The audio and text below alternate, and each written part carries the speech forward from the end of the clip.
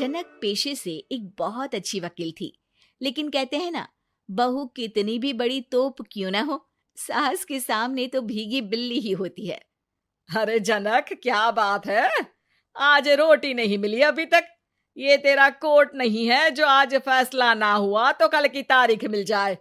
रोटी तो रोज वक्त में चाहिए। हाँ माँ जी, रोटी तो कब की बन गई। मैंने आपको कहा तो खाना खाने के लिए, आपने शायद सुना नहीं होगा। ओहो, जज नहीं हूं मैं तेरे कोर्ट की, सास हूं सास। कोई दलील फालतू की मत देना यहाँ। बहुत जानती हूं मैं इन वकीलों को। अपनी बात ऊपर रखने के लिए झूठ बोलने में जरा भी नहीं सोचते। तभी वहां जनक के ससुर आ जाते हैं। अरे भाग्यवान, क्यों बेचारी के काम को कोसती रहती है हमेशा। मैं भी तो था वहां जब ये आई थी तुझे रोटी खाने को बुलाने के लिए। सास को तो अब गुस्सा आ जाता है कि कैसे किसी ने बहू की साइड ले ली। अरे वाह जी वाह, वो तो मैं जानती थी कि कोई ना कोई गवाह तो ये पेश कर ही देगी। पर मैं तो अब सीधा खाना खाकर सोने जाऊंगी। मुझे आदत नहीं है किसी से बहसा बहसी करने की। पता नहीं कैसे ये वकील इतना दिमाग लगाकर खुद तो झूठ बोलते ही हैं, साथ में झूठे गवाह भी ले आते हैं।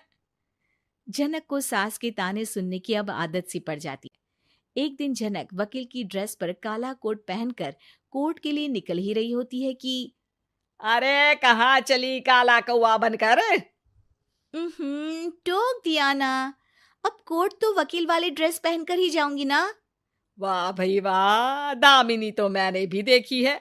सन्नी पाजी ने ऐसा ही कोट पहना था और कहा था कि तारीख पर तारीख, तारीख पर तारीख। मतलब कि कोई बात करनी है तो बोलिए, वरना वक्त नहीं है मेरे पास खराब करने के लिए। अरे पता नहीं तुझ में क्या देखा मेरे बेटे ने, सारा दिन वकीलों वाली बहस करती है, भोली भाली सास के साथ। अच्छा सुन, जो इतनी बहस मेरे आगे करती है ना, जरा अपने बॉस से कर ले, जो 1 साल भी ना हुए तेरी शादी को और काले कपड़े पहना दिए। अंदर जा और लाल कोट पहन कर आ, पता तो चले कि नई नवेली शादी हुई है। अरे माँ जी, कोर्ट में मेरा बॉस क्या करेगा? ये तो पूरे देश की ड्रेस है वकीलों के लिए। लेकिन सास तो ठहरी सास। अच्छा, तो कोई जरूरत नहीं है 2-4 साल कोर्ट जाने की। शादी थोड़ी पुरानी हो जाए तब इजाजत दे दूंगी मैं तुझे काले कपड़े पहनने की। अब क्या था, मन मारकर जनक को लाल रंग का कोट पहनकर कोर्ट जाना पड़ता है। उसके जाने के बाद आहा, बढ़िया, ये पूरे देश की ड्रेस की बात करने वाली। अरे पहना दिया ना लाल कोट। अब सास आए दिन या तो जनक को उसके काम का ताना देती या फिर उसका काम छुड़वा देने की धमकी। तंग आकर एक दिन जनक पति से कहती है, मैं सोच रही हूँ कि कोर्ट जाना बंद ही कर दूं। अरे क्यों यार, इतना अच्छा करियर है, क्यों छोड़ने की सोच रही हो? अरे लाल रंग का कोट पहनकर जाना पड़ता है। हर बात पर सास ताना देती है कि वकील तेज होते हैं, सवाल जवाब करते हैं, झूठी दलीलें देते हैं। अरे तो ठीक है ना, वो जो कहती है अपनी समझ से कहती है, लेकिन तुमको तो पता है ना कि सच्चाई क्या है। जनक को पति की बात से हौसला मिलता है कि तभी घर पर कुछ लोग आ जाते हैं। अरे आइए पंच साहब, कैसे आना हुआ? अरे भाई साहब, सुना है कि आपकी बहू वकील है। तभी वहां सास आ जाती है। हाँ है तो, लेकिन क्या हुआ? फिर कहीं बहस कराई क्या? अरे हम तो खुद दुखी है उसके व्यवहार से। अरे भाभी जी, आपको तो पूरा मोहल्ला जानता है कि आप कितना बोलती है। फिर हम यहाँ बहू रानी की कोई शिकायत नहीं, बल्कि अपनी परेशानी लेकर आए हैं। ससुर जी खुश हो जाते हैं। हाँ हाँ, मैं अभी बहू को बुलाता हूँ। जनक वहां आती है, सबको नमस्ते करके बैठ जाती है। बहू रानी, हमारे गांव में बड़ी मुसीबत आ गई है। अब तो पूरे गांव की जिम्मेदारी मानो तुम्हारे कंधों पर है। अरे ना ना, इससे तो घर की जिम्मेदारी पूरी नहीं होती, ये गांव की जिम्मेदारी क्या लेगी? भाभी जी, आप चुप हो जाओ, यहाँ पढ़े लिखे लोगों की बात हो रही है। आप जाओ, जरा रसोई से सबके लिए चाय लेकर आओ। मैं कॉफी लूंगी। हाँ हाँ, वकील साहिबा के लिए कॉफी। सास सर पैर सब पटक कर वहां से निकल जाती है। बहू, गांव में पानी नहीं आ रहा है, पड़ोसी राज्य ने हमारा पानी रोक रखा है। इसका मामला तो बड़े कोर्ट में चलेगा पंच जी, लेकिन ऐसा क्यों? वो राज्य हम लोगों से पानी के पैसे मांग रहा है। अब आधे गांव में पानी की सप्लाई खत्म हो गई है बहुरानी। अच्छा पंच साहब, बात गांव की है तो मैं जरूर केस लड़ूंगी। यहाँ एक बार फिर सास की एंट्री हो जाती है। अरे वाह जी वाह, ये काम करवा लो, आप हमारी बहू से बहुत अच्छा करती है। मैं हूं सीधी सादी सास, इस लड़की ने कैसे लड़ लड़ कर मुझे साइड कर रखा है ये तो अब आपको पता चल ही जाएगा। अरे भाभी जी, आपकी आवाज तो पूरे गांव को सुनाई पड़ती है जब आप बहू रानी को सुंदर वचन सुना रही होती हैं। अरे वकील बहू मिली है, फक्र करो फक्र। हाँ जी हाँ, सारी फकर तो हम लोग ही करें। खैर, अब जो केस लड़ेगी और पानी गांव में आ जाता है तो पंच साहब लिख कर देना होगा कि हैंड पाइप में सबसे पहले मेरी बाल्टी और घड़ा भरेगा।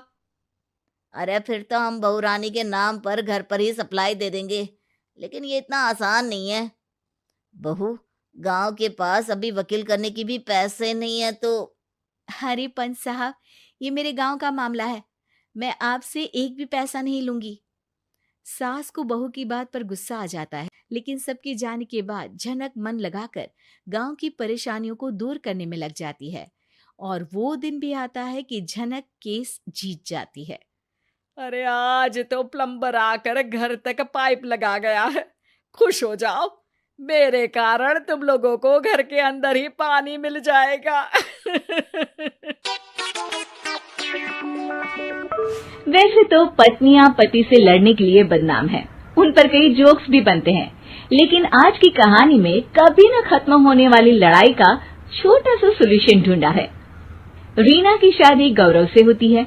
गौरव उम्र में रीना से बड़ा होता है, तो उसकी आदतें और उसका रहन सहन भी रीना से कहीं ज्यादा परिपक्व होता है।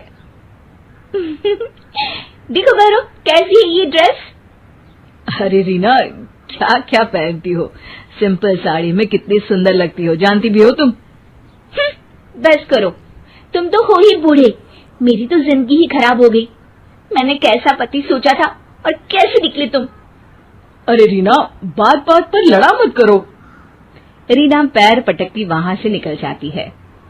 अगले दिन गौरव जब घर आता है, क्या है, जब से आए हैं पेपर ही पढ़ रहे हैं, कहीं घूमने नहीं चलना क्या?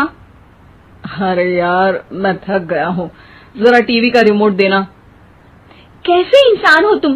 मैं सुबह से तुम्हारा इंतजार कर रही हूँ कि तुम मुझे कहीं घुमाने लेकर जाओगे, लेकिन तुम हो। रहने दो, बात ही मत करो मुझसे। गौरव को तो समझ में ही नहीं आता कि आखिर रीना उससे चाहती क्या है और वो क्यों उससे लड़ती रहती है। एक दिन, अरे रीना, खाने में क्या बनाया है? भूख लगी है। आज ना मैंने साउथ इंडियन खाना बनाया है, डोसा और इडली। बोलिए तो लगा दूं? अरे सांभर के साथ चावल दे दो ना, तुम्हें तो पता है इन सब चीजों से मेरा पेट नहीं भरता। ये सुनकर रीना का पारा 7वें आसमान में चढ़ जाता है। वो जोर जोर से चिल्लाने लगती है, फेंक दूंगी मैं सारा खाना, ना कोई खाना खाएगा और ना ही कोई सोएगा आज। अब तो गौरव के भी सब्र का बांध टूट जाता है। पहली बार गौरव रीना पर चिल्लाता है, बस करो रीना, बस करो, हर बात पर लड़ाई, हर बात पर झगड़ा। अरे मैंने बोला ही क्या है, बस यही ना कि चावल खाने का मन है। अरे पर टेस्ट करके तो देखो कि कैसा बना है खाना। अरे तो ये बोलती ना कि टेस्ट करके तो देखो, मैंने कब मना किया? जब देखो तब लड़ाई, अब क्या खाना भी तुम्हारी पसंद का ही खाऊं? इतना कहकर गौरव वहां से निकल जाता है। अब क्या था, कभी न बोलने वाले गौरव के मुंह से इतनी बात सुनकर रीना का पारा हाई हो जाता है।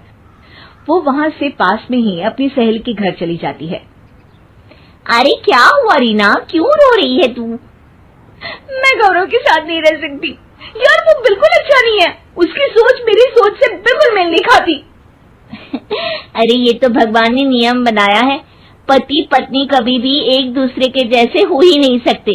कहते हैं ना, दोनों गाड़ी के 2 पहिए होते हैं। वैसे हुआ क्या है ये तो बता। अरे तू तो जानती है ना मैं कितना बोलती हूँ, और वो तो कुछ बोलते ही नहीं। तो समस्या ये है? अरे नहीं यार, तो फिर समस्या क्या है?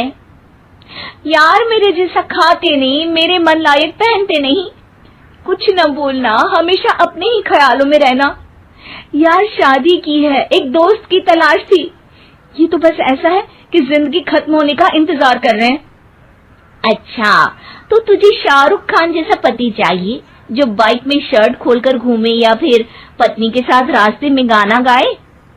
शायद हाँ, लेकिन वो तो फिल्मों में होता है ना।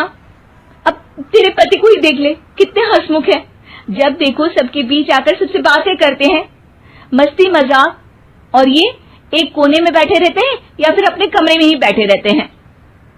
अगर मैं कहूँ कि मुझे तेरे पति जैसे लड़के अच्छे लगते हैं, गंभीर, सुलझे, कम बोलने वाले, तो? अरे क्या बात कर रही है, ये भी किसी को पसंद होगा क्या? क्यों नहीं, मुझे नहीं अच्छा लगता। वो मेरी किसी भी सहेली के सामने आकर मजाक करने लगते हैं, हर वक्त बोलते रहते हैं। अरे मर्द तो शांत ही अच्छे लगते हैं। अब तो रीना के पास बोलने के लिए कुछ नहीं था। वो समझ रही थी कि उसे जो मिला वो किसी का सपना हो सकता है। तभी उसकी सहेली उसे कहती है, देख रीना, कभी दो संतों को बात करते देखा है, शांति से एक दूसरे के सामने बैठे रहते हैं, दोनों बात नहीं करते लेकिन फिर भी एक दूसरे को समझ जाते हैं। मैं तो यही कहूंगी कि तू अपने पति के मन को समझ, पहले समझ फिर समझाने की कोशिश करना, समझी? अब रीना को बात समझ आ गई थी। वो घर आकर गौरव के गले लग जाती है। गौरव कुछ कहता पर रीना उसे चुप कर देती है। अब आप जैसे हैं वैसे ही रहिए, मैं आपके साथ हर हाल में खुश हूँ।